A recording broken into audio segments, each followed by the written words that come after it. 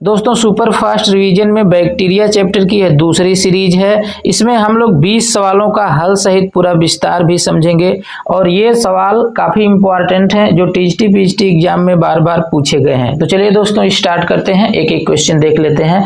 तो देखिए इसमें जो पहला क्वेश्चन है पीपी येलो है, यानी कि जो पीपी येलो है वो क्या है? तो आप इसका नाम सुने होंगे, प्लूरोन्यूमोनिया लाइक ऑर्गेनिज्म, जिसे माइकोप्लाज्मा भी कहते हैं और यह सबसे छोटी कोशिका है।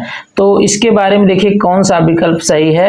तो पहला है यूकैरियोटिक कोशिका, दूसरा है प्रोकैरियोटिक कोशिका, तीसरा है नाड़ी कोशिका यानी कि नर्व सेल और चौथा है पादप कोशिका यानी कि प्लांट सेल। तो इसमें जो दूसरा विकल्प है प्रोकैरियोटिक कोशिका यही सही है, प्रोकैरियोटिक कोशिका, क्योंकि पीपी येलो एक प्रोकैरियोटिक कोशिका है और सबसे छोटी सेल है। इसको प्लूरोन्यूमोनिया लाइक ऑर्गेनिज्म भी कहते हैं या फिर इसको माइकोप्लाज्मा कहते हैं। इसको प्लांट किंगडम या फिर माइक्रोबायोलॉजी का जोकर भी कहते हैं। क्यों कहते हैं? क्योंकि इसके आकार में परिवर्तन होता रहता है, कभी स्टार शेप का रहता है, कभी रॉड शेप रहेगा, राउंड हो जाएगा।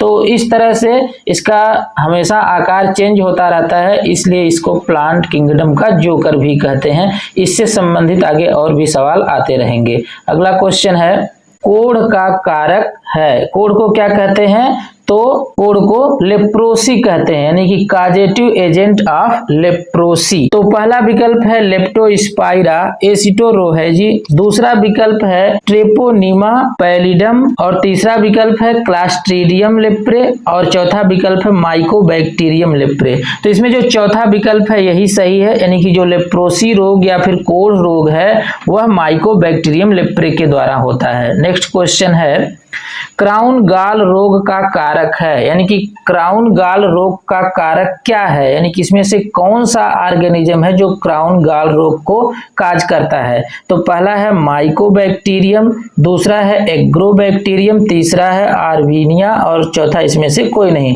तो इसमें जो दूसरा विकल्प है यही सही है, एग्रोबैक्टीरियम। इसका नाम है एग्रोबैक्टीरियम ट्यूमिफेसियंस। तो इसी के द्वारा क्राउन गाल रोग या क्राउन गाल डिजीज होता है, या ट्यूमर टाइप की एक डिजीज है, पौधों में होती है एग्रोबैक्टीरियम के द्वारा। नेक्स्ट क्वेश्चन है most common nitrogenous fixing cyanobacterium of paddy field, यानी धान के खेत में ऐसा कौन सा साइनोबैक्टीरिया है जो मोस्ट कॉमन है नाइट्रोजन फिक्स करने में?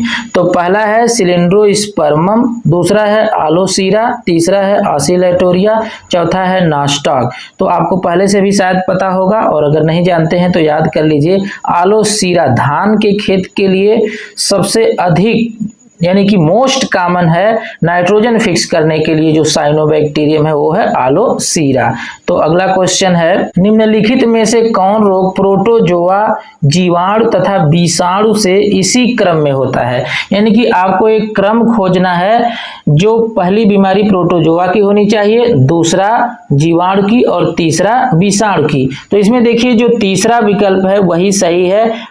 जो इसमें पहली बीमारी है स्लीपिंग सिकनेस जो बीमारी है यह प्रोटोजोआ से होती है और दूसरा जो देखिए ट्रिपैनोसोमा का नाम आप सुने होंगे। तो स्लीपिंग सिकनेस पहली बीमारी है और दूसरा जो है डिप्थीरिया, यह जो है बैक्टीरिया से होने वाली बीमारी है और हेपेटाइटिस बी यह वायरस से होने वाली बीमारी है। यानी कि जो तीसरा विकल्प है इसी का क्रम सही है, यानी तीसरा विकल्प यहाँ पर सही है। नेक्स्ट क्वेश्चन है प्रोपियानी बैक्टीरियम से प्राप्त होता है, यानी प्रोपियानी बैक्टीरियम से क्या प्राप्त होता है? तो पहला विकल्प है विटामिन B12, दूसरा है लैक्टिक अम्ल, तीसरा है सिट्रिक अम्ल, चौथा है विटामिन B6। पहला विकल्प इसमें सही है, विटामिन B12 प्राप्त होता है प्रोपियानी बैक्टीरियम से।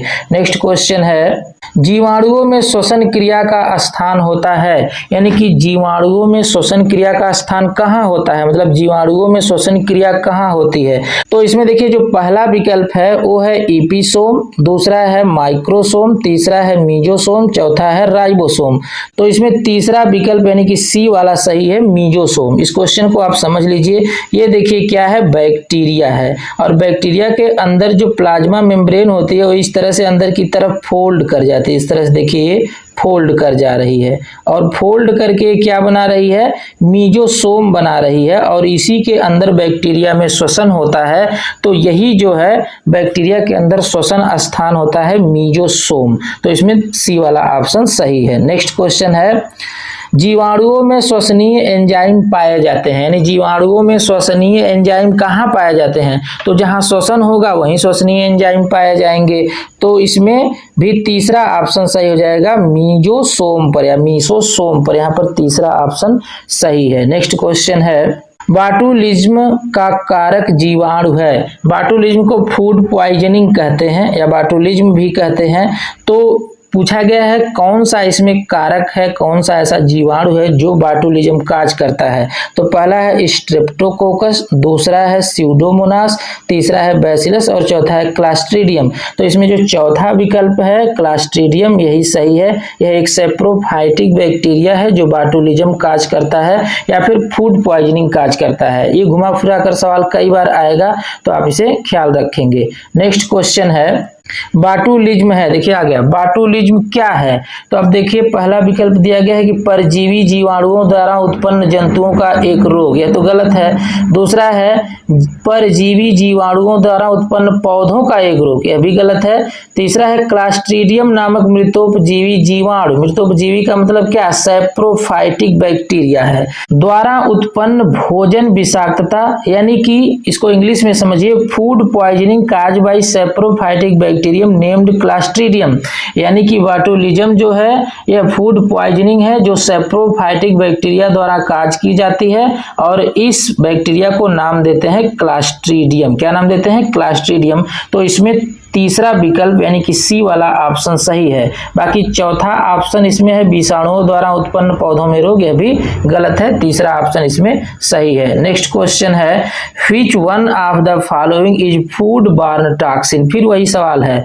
तो पहला है टिटेनस टॉक्सिन, दूसरा है बाटुलिनम टॉक्सिन, तीसरा है कॉलेरा टॉक्सिन, चौथा है डिप्थीरिया टॉक्सिन। तो इसमें दूसरा विकल्प सही है, बाटुलिनम टॉक्सिन। नेक्स्ट क्वेश्चन है, भोजन की विषाक्तता किसके कारण होती है। तो क्लास्ट्रीडियम बाटुलिनम, साल्मोनेला टाइफोसा और तीसरा है क्लास्ट्रीडियम टिटेनी, चौथा है प्रयुक्त में से कोई नहीं। तो पहला ऑप्शन यहाँ पर सही है, क्लास्ट्रीडियम बाटुलिनम। कई बार यह सवाल आ चुका। नेक्स्ट क्वेश्चन है, निम्न में से कौन बिना किसी विशिष्ट आकृति का होता है। तो पहला विकल्प है साइनोबैक्टीरिया, दूसरा है माइकोप्लाज्मा, तीसरा है जीवाणु, चौथा है बैक्टीरियोफेज। तो दोस्तों आपको बता दें कि इसमें जो दूसरा ऑप्शन बी वाला है यही सही है, माइकोप्लाज्मा बिना विशिष्ट आकृति का होता है, इसका कोई आकृति नहीं होती है। इसे प्लांट किंगडम या फिर माइक्रोबायोलॉजी का जोकर भी कहा जाता है क्योंकि इसका कोई आकार ही नहीं होता है। इसे पीपीएलओ भी कहते हैं, प्लूरो न्यूमोनिया लाइक ऑर्गेनिज्म। क्यों इसे प्लांट किंगडम का जोकर कहते हैं, क्योंकि इसका कोई शेप नहीं होता है, कोई विशेष इसकी आकृति नहीं होती। जैसे आप जोकर को देखेंगे, कभी टोपी लगा लेता है, कभी किसी भी तरह का कपड़ा पहन लेता है, साड़ी भी पहन लेता है, कुछ भी पहन लेता है, कोई उसका शेप नहीं है। तो उसी तरह से जो माइकोप्लाज्मा है उसका भी कोई शेप नहीं है, कोई निश्चित आकार नहीं है, इसलिए इसको प्लांट किंगडम का जोकर भी कहा जाता है। तो यहाँ पर बी वाला ऑप्शन सही है। नेक्स्ट क्वेश्चन है, जीवाणु उपयोगी होते हैं, यानी कि जीवाणु कहाँ उपयोगी होते हैं। तो पहला है प्रतिजैविकी यानी कि एंटीबायोटिक्स बनाने में, और दूसरा है सीरम एवं वैक्सीन बनाने में, और तीसरा है दही बनाने में, और चौथा है उपर्युक्त सभी। तो आप जानते हैं कि ये तीनों काम में आते हैं, यानी कि एंटीबायोटिक्स भी बनाने के काम में आते हैं, सीरम और वैक्सीन बनाने के भी काम में आते हैं, और दही बनाने के भी काम में आते हैं। तो यहाँ पर डी वाला ऑप्शन सही हो जाएगा, यानी कि चौथा विकल्प सही है। नेक्स्ट क्वेश्चन है, बैक्टीरिया आर यानी बैक्टीरिया क्या है। तो पहला है यूनिसेलुलर ऑर्गेनिज्म, दूसरा है बाइसेलुलर ऑर्गेनिज्म, तीसरा है मल्टीसेलुलर ऑर्गेनिज्म, और चौथा है ऑल द एबव। तो आपको पता है कि बैक्टीरिया यूनिसेलुलर है, एक कोश की है, और प्रोकैरियोट है। तो यहाँ पर पहला विकल्प सही है। और अगला क्वेश्चन है, निम्नलिखित में से कौन सही सुमेलित नहीं है। तो आप यहाँ पर ध्यान देंगे, सुमेलित नहीं है, यहाँ पर नहीं कह दिया गया है। नहीं का मतलब सुमेलित नहीं, इसमें गलत खोजना है। तो कभी कभी एग्जाम में आप नहीं का ध्यान न दे करके पहला देखेंगे, बस यही आपको सही लग जाएगा और यही सही करके आगे बढ़ जाएंगे तो क्वेश्चन गलत हो जाते हैं। बहुत आसान आसान क्वेश्चन इस प्रकार गलत होते हैं, तो आप इसका ध्यान देंगे। नहीं तो नहीं ने लिख दिया गया है, इसका आप ध्यान देंगे। पहला देखिए क्या है, हर